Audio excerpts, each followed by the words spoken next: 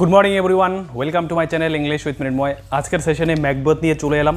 এই ম্যাকবেথ নিয়ে অলরেডি দুটো পার্ট আমরা এই চ্যানেলে আপলোড করেছি। আজকের ভিডিওতে আমরা থার্ড পার্ট নিয়ে আলোচনা করব। পার্ট 2তে আমরা লাস্ট কি পড়েছিলাম সেগুলো একবার রিভিশন দেবো, তাহলে তোমরা সিকোয়েন্স অনুযায়ী খুব ভালো করে বুঝে যাবে। পার্ট 2তে আমরা পড়েছিলাম যে ম্যাকবেথ এবং তার ওয়াইফ লেডি ম্যাকবেথ কিভাবে চক্রান্ত করে কিং ডানকেনকে হত্যা করিয়েছিল। পাশাপাশি ব্যাংককেও তারা কিন্তু ছাড়েনি, ব্যাংককেও তারা মেরে ফেলেছিল বা হত্যা করিয়েছিল। এবং ব্যাংকোর যে ছেলে, ব্যাংকোর ছেলের নাম কি পার্ট 2তে আমরা পড়েছি। ব্যাংকোর ছেলে হচ্ছে ফ্লিয়ান্স। ফ্লিয়ান্স কিন্তু পালিয়ে গিয়েছিল। এবার ম্যাকবেথের কি উদ্দেশ্য ছিল ব্যাংককে মারার পেছনে? ব্যাংকো যাতে রাজা না হতে পারে সেজন্য ম্যাকবেথ ব্যাংককে হত্যা করিয়েছিল, ওকে, যাতে ম্যাকবেথ নিজে সিংহাসনে বসতে পারে। ম্যাকবেথ ব্যাংককে হত্যা করে ফেললো। ব্যাংকোর ভূত কিন্তু চলে এসেছিল, ওকে, বদলা নেওয়ার জন্য, রিভেঞ্জ নেওয়ার জন্য। এবার যখন ম্যাকবেথ সেই ব্যাংকোর ভূতকে দেখতে পাওয়ার পরে কিন্তু ম্যাকবেথের জীবনে আর শান্তি রইল না। তার স্বপ্নে, তার ঘুমে, সে প্রত্যেকটা মুহূর্তে সে ব্যাংকোর ভূতকে দেখতে পেয়েছিল। পাশাপাশি সে ম্যাকবেথের স্ত্রী যে রয়েছে লেডি ম্যাকবেথকেও কিন্তু ছাড়েনি। এরকম একটা মিজারেবল সিচুয়েশনে ম্যাকবেথ ডিসাইড করেছিল যে সে একটি হিতে যাবে। হিত হচ্ছে কি, একটা ব্যারেন ল্যান্ড, একটা বড় অনুর্বর জমি। সে অনুর্বর জমিতে যাবে, যেখানে গিয়ে সে 3জন পেত্নীদের খোঁজ করবে যারা ম্যাকবেথকে ফিউচার সম্পর্কে অর্থাৎ প্রেডিকশন করবে, যে ম্যাকবেথের সাথে ভবিষ্যতে কি হতে চলেছে, ম্যাকবেথের ভবিষ্যৎ কি সেটা জানার জন্য ম্যাকবেথ 3টি পেত্নীর কাছে গিয়েছিল। এতটুকু আমরা পড়েছিলাম পার্ট 2তে। এবার তারপরে দেখব কি হলো, ম্যাকবেথের সাথে কি ঘটেছিল। ডানকেনের 2জন ছেলে আমরা পেয়েছি, একজন হচ্ছে ম্যালকম, আরেকজনকে ডোনাল্ড বেইন, তাই তো। আর অন্যদিকে রয়েছে যে আমরা পাবো যে থেন অফ ফাইভের রাজা বা ফাইভের শাসনকর্তা, যার নাম হচ্ছে ম্যাকডাফ, ওকে। তো ম্যাকডাফও কিন্তু সেই ম্যালকমের আর্মিতে যোগদান করেছিল। সেগুলো আমরা এই আজকের ভিডিওতেই পেয়ে যাব। তো চলো আমরা শুরু করছি। দেখো, he found them in a cave near the heath. এবার ম্যাকবেথ তাদের অর্থাৎ সেই 3জন পেত্নীদের খুঁজে পেল একটি হিথের কাছে। হিথ মানে কি বললাম, একটি অনুর্বর ভূমি বা অনুর্বর জমি। Where they were engaged in preparing their dreadful charms, যেখানে তারা প্রিপেয়ারিংয়ে যুক্ত ছিল অর্থাৎ প্রস্তুতিতে যুক্ত ছিল তাদের ভয়ঙ্কর রকমের চার্মস অর্থাৎ জাদুবিদ্যা। By which they conjured up infernal spirits to reveal his futurity, যার দ্বারা তারা কি করবে, ইনফার্নাল স্পিরিটকে কনজিওর আপ করবে, অর্থাৎ পৈশাচিক বা নারকীয় যে আত্মা তাদেরকে জাগিয়ে তুলবে। কেন? ম্যাকবেথের ফিউচার জানার জন্য, ম্যাকবেথের ভবিষ্যৎ জানার জন্য, ওকে। এবার দেয়ার হরিড ইনগ্রেডিয়েন্টস, তাদের সেই ভয়ঙ্কর ইনগ্রেডিয়েন্টস অর্থাৎ সেই উপাদানগুলো ওয়ার ছিল। এবার তারা যে জাদু করছিল বা মন্ত্র পড়ছিল, সেই জাদু বিদ্যার মধ্যে কোন কোন উপাদানগুলো ছিল সেগুলো আমরা দেখে নেব। টোডস ব্যাং, ব্যাটস বাদুর, সার্পেন্টস সাপ, the eye of a newt অর্থাৎ গোসাপের চোখ, the tongue of a dog একটি কুকুরের জিভ, the leg of a lizard একটি টিকটিকির পা, the wing of a night owl রাতের পেঁচার ডানা, the scale of a dragon ড্র্যাগনের আঁশ, the tooth of a wolf একটি নেকড়ের দাঁত, দ্য মামি অফ এ উইচ একটি পেতনির মামি। মামি হচ্ছে যখন ডেড বডিকে কোনো কাপড় দিয়ে পেঁচিয়ে সংরক্ষণের জন্য বা প্রিজার্ভের জন্য রেখে দেওয়া হয়, সেটাকে আমরা মামি বলে থাকি, ওকে। তাহলে এখানে কার মামির কথা বলেছে? কোনো একটা পেতনির mummy. The root of poisonous hemlock মানে সে বিষাক্ত হেমলক গাছের মূল। The gall of a goat একটি ছাগলের গল, গল হচ্ছে পিত্ত। The liver of a Jew, জিউয়ের লিভার যকৃৎ, জিউ হচ্ছে প্যালেস্তানের যে অধিবাসীরা রয়েছে তাদেরকে আমরা জিউস বলে থাকি। আর কি রয়েছে? And the finger of a dead child এবং মৃত একটি শিশুর ফিঙ্গার, আঙুল, ওকে। তো এই উপাদানগুলো নিয়ে তারা কিন্তু চার্ম করছিল, সেই পেতনিগুলো চার্ম করছিল যাতে তারা ইনফার্নাল স্পিরিটগুলোকে জাগিয়ে তুলতে পারে, ওকে। সেই ইনফার্নাল স্পিরিটগুলোই বলে দেবে যে ম্যাকবেথের ভবিষ্যতে কি হতে চলেছে বা ম্যাকবেথের ভবিষ্যৎ কি। All this were set on to boil in a huge cauldron, বলছে বিশাল একটি কড়াইয়ের মধ্যে সেগুলোকে বয়েল করার জন্য, ফোটানোর জন্য রাখা হয়েছিল। Which was cooled with baboon's blood, তারপরে সেটাকে বেবুনের রক্ত দিয়ে ঠান্ডা করা হয়েছিল। বেবুন হচ্ছে এক ধরনের বানর। টু দ্য পোষণ, সেই মিশ্রণের মধ্যে, পোষণ মানে মিক্সচার, সেই মিক্সচারের মধ্যে they poured in the blood of a sow, তারা সেই শূকরের রক্ত ঢেলে দিয়েছিল, ঠিক আছে। তাহলে সেই মিশ্রণে তারা কিসের রক্ত ঢেলে দিল? শূকরের রক্ত। কেন? That had eaten her young, যে শূকরটা তার ছোট বাচ্চাকে খেয়ে ফেলেছিল। And they threw into the flame the grease, এবং তারা সেই ফ্লেমের মধ্যে অর্থাৎ সেই আগুনের শিখার মধ্যে গ্রিস ঢেলে দিয়েছিল, তৈলাক্ত পদার্থ ঢেলে দিয়েছিল। That had সোয়েটেন from a murderers গিবেট, যেটা একটি আসামি বা মার্ডারের গিবেট থেকে, ফাঁসির থেকে সোয়েট করা হয়েছিল, অর্থাৎ আনা হয়েছিল। ওকে, মানে ঘাম হিসেবে আনা হয়েছিল। তাহলে এখানে যে গ্রিসটা পেলো, গ্রিসটা কোথা থেকে পাওয়া গেল? সেই মার্ডারারের গিবেট থেকে। Okay, by this charms they invoked the infernal spirits to answer their questions. এই চার্মগুলো দিয়ে, অর্থাৎ এই জাদু বিদ্যা দিয়ে তারা কি করবে? তারা জাগিয়ে তুলবে ইনফার্নাল স্পিরিটস, সেই নারকীয় বা পৈশাচিক আত্মাগুলোকে জাগিয়ে তুলবে তাদের প্রশ্নের উত্তরের জন্য। কাদের প্রশ্ন? পেত্নীগুলোর প্রশ্ন। কিন্তু আসলে প্রশ্নগুলো কাদের ছিল বা কার ছিল? আসলে প্রশ্নগুলো ছিল ম্যাকবেথের। হয়েছে? তাহলে এখানে ইনফার্নাল মানে মনে রাখবে, ইনফার্নাল হচ্ছে পৈশাচিক বা নারকীয়। হয়েছে? ইনভোকড জাগিয়ে তুলেছিল। কতগুলো নতুন নতুন শব্দ আছে। গিবেট, গিবেট হচ্ছে ফাঁসি। ওকে, গ্রিস, গ্রিস মানে তো জানোই তৈলাক্ত পদার্থ, যেগুলো লুব্রিক্যান্ট হিসেবে ব্যবহার করা হয়। Macbeth demanded to know from them whether he would have his doubts resolved by them or by their masters. এবার ম্যাকবেথ ডিমান্ড করেছিল জানার জন্য, কি ডিমান্ড করেছিল? যে তার যে ডাউটগুলো রয়েছে সেগুলো সমাধান হবে পেত্নীদের দ্বারা, নাকি পেত্নীদের যে মাস্টার আছে, প্রভুরা রয়েছে, তাদের দ্বারা। তাহলে পেত্নীদের প্রভু কারা? সেই আত্মাগুলো। ঠিক আছে? তো এইগুলো জানার জন্য কিন্তু ম্যাকবেথ ডিমান্ড করেছিল যে আমাকে এইসব বলো। He was not daunted by the ceremonies that he saw and boldly said. সে ভয় পায়নি এইসব সেরিমনি, অর্থাৎ সেরিমনি অ্যাকচুয়ালি মানে তো উৎসব বা অনুষ্ঠান, কিন্তু এখানে সেরিমনি মানে এই যে ক্রিয়াকলাপ, পুরো অ্যাক্টিভিটিস, জাদুর যে কাজকর্ম, এই পুরো অ্যাক্টিভিটিসকে বলা হয়েছে সেরিমনিজ, যেটা সে দেখেছিল। অ্যান্ড বোল্ডলি সেইড, এবং সে সাহসিকতার সঙ্গে বলেছিল, হোয়ার আর দে, তারা কোথায়? লেট মি সি দেম, আমাকে তাদেরকে দেখতে দাও। So they call the spirits, তাই তারা তাদের ডাকলো। দেয়ার ওয়ার 3 of them, এবার কজন আত্মা ছিল? 3 জন আত্মা ছিল। The first one looked like an armed head, মনে রাখবে প্রথম আত্মাকে দেখতে কেমন ছিল? Armed head. And he called Macbeth by name, এবং সে ম্যাকবেথকে নাম ধরে ডেকেছিল। অ্যান্ড টোল্ড হিম, এবং তাকে বলেছিল, কি বলেছিল? Beware of the thane of Fife, ফাইভের রাজা থেকে সতর্ক থাকবে। ওকে, তাহলে এখান থেকে তোমাদের প্রশ্ন আসতে পারে যে who want Macbeth to beware of the thane of Fife, ফাইভের রাজা থেকে সতর্ক থাকো, এটা কে বলেছিল বা কে ওয়ার্ন করেছিল ম্যাকবেথকে? তাহলে কে হবে? এটার আনসার হবে the first spirit, not the first witch, the first spirit. Okay, this is to be remembered. Okay, এগুলো কিন্তু মনে রাখতেই হবে। ম্যাকবেথ থ্যাঙ্কড হিম, ম্যাকবেথ তাকে ধন্যবাদ জানিয়েছিল ফর দ্য কশন, এই সাবধানতার জন্য। কশন মানে কি? সাবধানতা। হি ওয়াজ জেলাস অফ ম্যাকডাফ, সে ম্যাকডাফের প্রতি জেলাস ছিল। জেলাস হচ্ছে হিংসুটি, অর্থাৎ ম্যাকডাফকে সে হিংসা করতো। ম্যাকডাফকে দ্য থেন অফ ফাইভ, ফাইভের রাজা। ঠিক আছে? তাহলে প্রথম যে আত্মাটি ম্যাকবেথকে কি করতে সতর্ক করেছিল? থেনের অর্থাৎ ফাইভের রাজা থেকে সতর্ক থাকতে বলেছিল। এবার ফাইভের রাজা কে ছিল? ম্যাকডাফ, অর্থাৎ ম্যাকডাফকে কিন্তু ম্যাকবেথ ঘৃণা করতো বা হিংসা করতো। ঠিক আছে? The second spirit arose in the likeness of a bloody child, এবার দ্বিতীয় আত্মাটি একটি ব্লাডি চাইল্ডের মতো মানে সে আগুনের যজ্ঞ থেকে উঠে এলো। ব্লাডি হচ্ছে রক্তমাখা শিশুর মতো রূপ নিয়ে সে আগুনের বা যজ্ঞ থেকে উঠে এলো। হি কল্ড ম্যাকবেথ, ফাইভের রাজা থেকে সতর্ক থাকতে বলেছিল। এবার ফাইভের রাজা কে ছিল? ম্যাকডাফ, অর্থাৎ ম্যাকডাফকে কিন্তু ম্যাকবেথ ঘৃণা করতো বা হিংসা করতো। ঠিক আছে?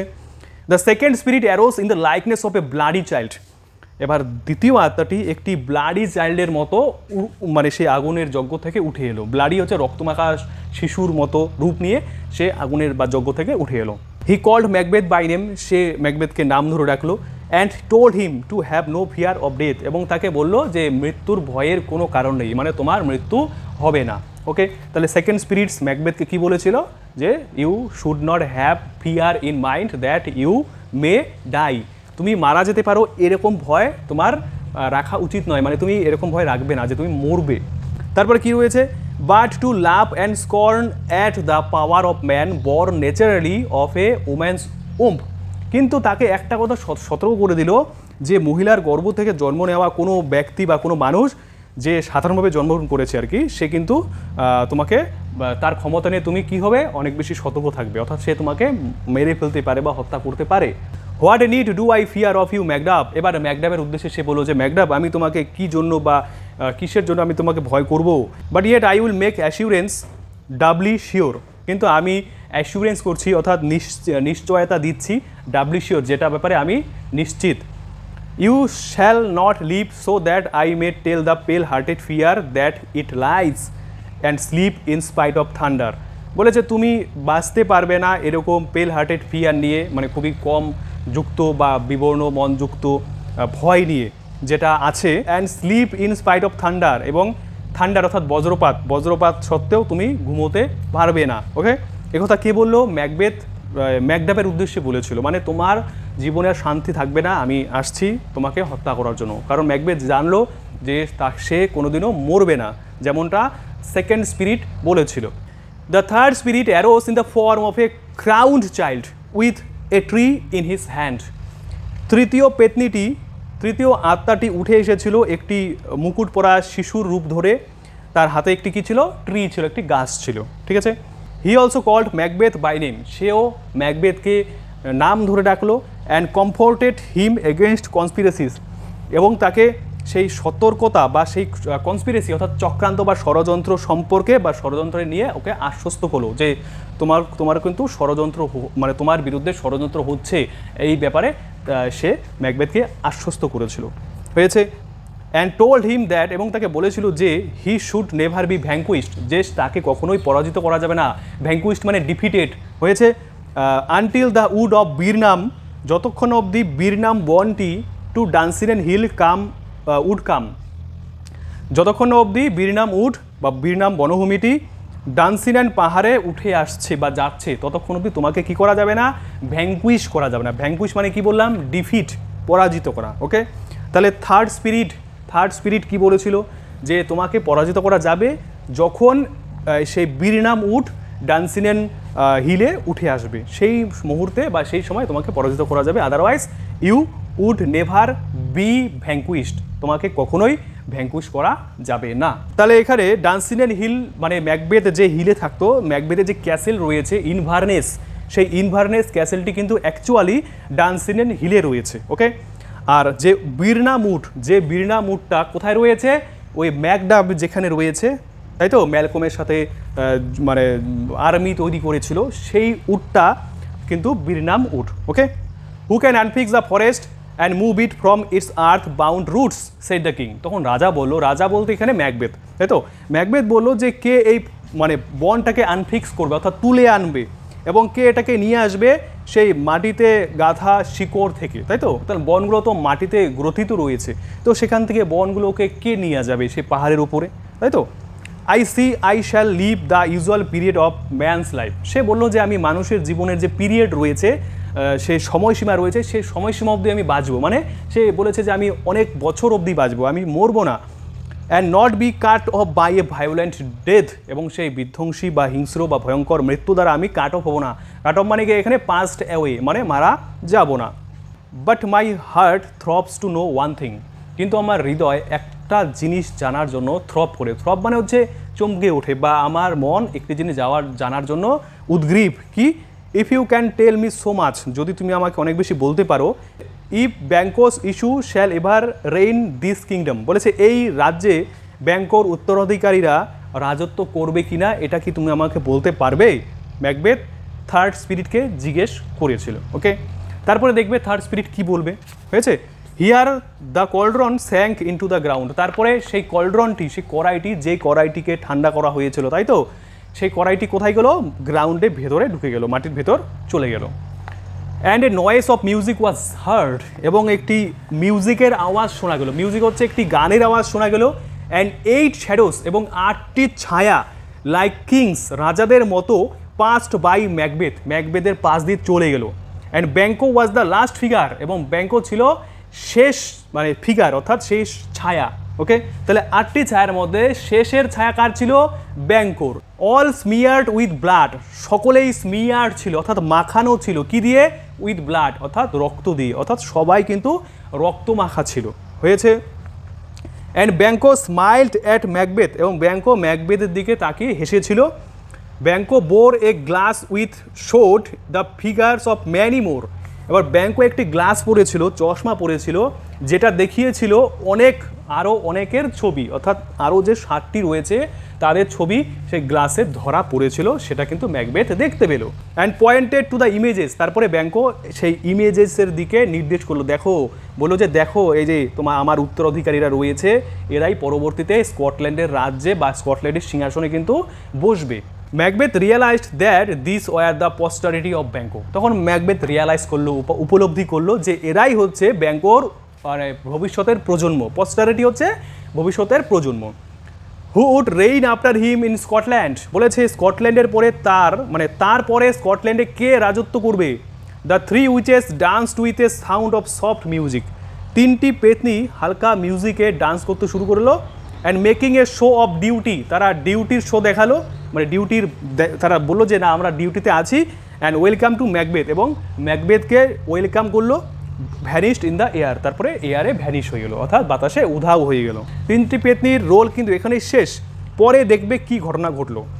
The first news that Macbeth got soon after coming out of the witches cave was that Macduff, the thane of 5, had fled to England to join the army which was forming against him under the leadership of Malcolm to displace Macbeth. সেন্টেন্সটা একটু বড় রয়েছে। প্রথম খবরটি যেটা Macbeth পেয়েছিল সেই পেতনিদের গুহা থেকে বেরিয়ে আসার পরে, সেটা কি ছিল যে ম্যাকডাফ, যে নাকি 5-এর রাজা, সে ইংল্যান্ডে পালিয়ে গিয়েছে আর্মিতে যোগদান করার জন্য, যেই আর্মিটা ম্যালকমের নেতৃত্বে তার বিরুদ্ধে গঠিত হচ্ছিল। ওকে, কেন? টু ডিসপ্লেস ম্যাকবেথকে ডিসপ্লেস করার জন্য, পদচ্যুত করার জন্য হয়েছে। কারণ ম্যাকবেথ তখন স্কটল্যান্ডের রাজা ছিলেন, তো তাকে কি করতে হবে? পদচ্যুত করতে হবে, তাই তো, ডিসপ্লেস করতে হবে। তারপরে দেবে কি রয়েছে, অ্যান্ড সেট ম্যালকম, এবং ম্যালকমকে সেট করেছে দ্য রাইট এয়ার, মানে সঠিক উত্তরাধিকারী। তাহলে HEIR, হেয়ার, এটাকে হেয়ার বলবো না, এটার উচ্চারণ হচ্ছে air. H is silent, the letter H is silent. Okay, upon the thrown of Scotland, স্কটল্যান্ডের সিংহাসনে কে বসবে? ম্যালকম বসবে। কে? ম্যাকবেথের পর। Stung with rage Macbeth set upon the castle of Macduff, রাগে ক্ষিপ্ত হয়ে ম্যাকবেথ ম্যাকডাফের রাজপ্রাসাদে চলে গেল। ম্যাকডাফস ওয়াইফ অ্যান্ড চিলড্রেন, ম্যাকডাফের স্ত্রী এবং সন্তানেরা, whom the thane had left behind in Scotland, যাদের সে রাজা স্কটল্যান্ডে রেখে গিয়েছিলেন বা ছেড়ে গিয়েছিলেন, ওয়ার ব্রুটালি স্লটার্ড, তাদের পাশবিকভাবে হত্যা করা হয়েছিল। তাহলে কে হত্যা করলো? ম্যাকবেথ হত্যা করলো। কেন? কারণ ম্যাকবেথ জানলো যে এই ম্যাকডাফ ইংল্যান্ডে চলে এসছে, আমার বিরুদ্ধে সৈন্যবাহিনী তৈরি করছে, তো সেজন্য কিন্তু ম্যাকডাফের স্ত্রী এবং সন্তানদের ম্যাকবেথ ব্রুটালি স্লটার করলো। স্লটার মানে হচ্ছে মার্ডার করে ফেললো।